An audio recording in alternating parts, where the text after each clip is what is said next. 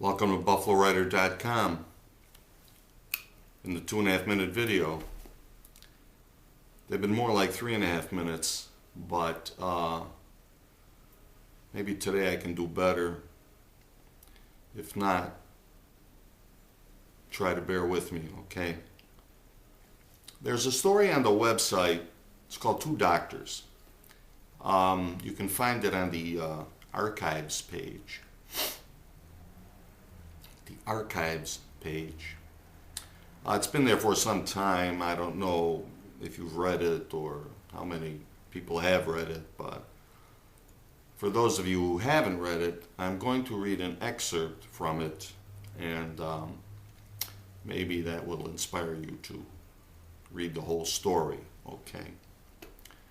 The two doctors are my internist and my dermatologist.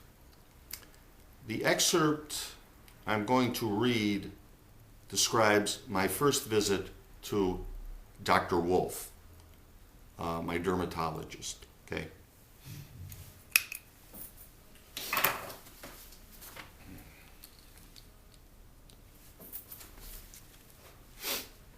I had poison ivy. There are some unspeakable diseases out there, and poison ivy is near the top of the list. 2 reasons. It's revolting visually, and 2, the intensity of the itch is indescribable. There is a morbid urge to attack yourself with a wire brush. Plus, it was summer. I lived in a non-air-conditioned apartment, sat around in my shorts, covered with this hideous oozing rash. I looked like a German expressionist painting. I got a referral to Dr. Wolfe.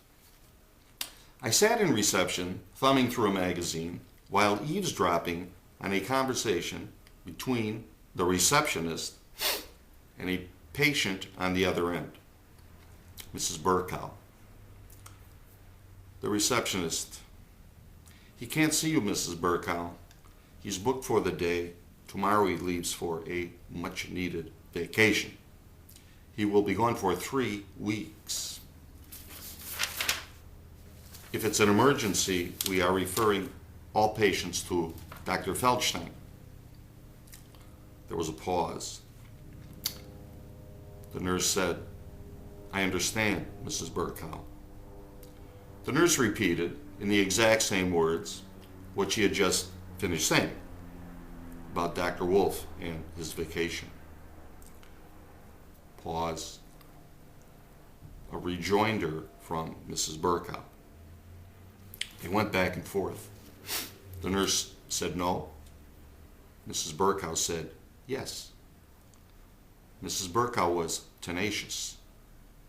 She was more than tenacious. She was a ball buster. The conversation became quite heated. Mrs. Burkow refused to be denied the extraordinary healing gifts of Dr. Wolfe.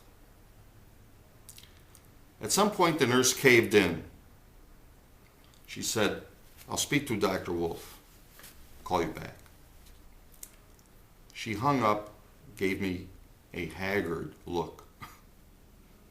She said, "This happens all the time." I entered Dr. Wolfe's office and we shook hands. Some people have a quality, cannot be explained. They give you a boost. They are feel-good types. They are happy, and in their presence, you become happy. It's a useful asset for a physician. The telephone conversation between the nurse and Mrs. Burkow immediately clarified itself.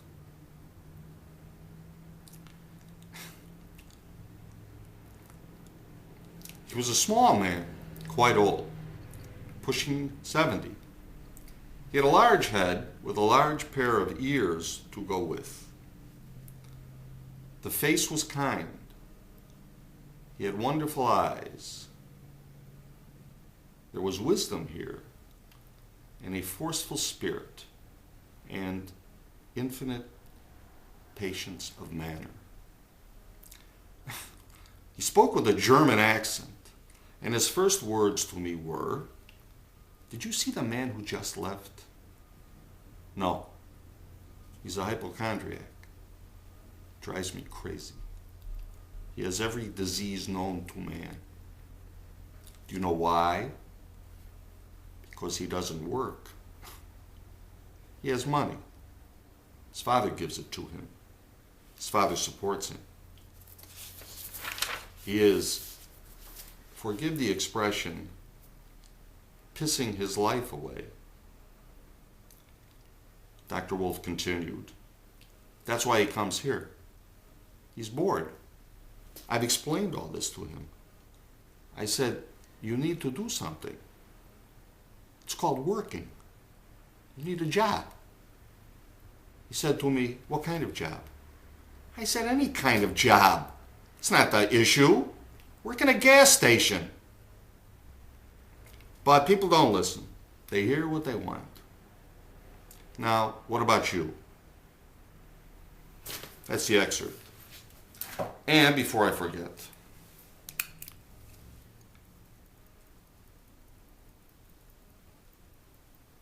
can't be right. 1 minute. I still can't read this thing because the minute dial is very tiny. You know, that's the problem. I'm not a retard, okay? Anyway, thank you for watching. And please read the story because it's one of my favorites. And I'll see you in a couple of weeks.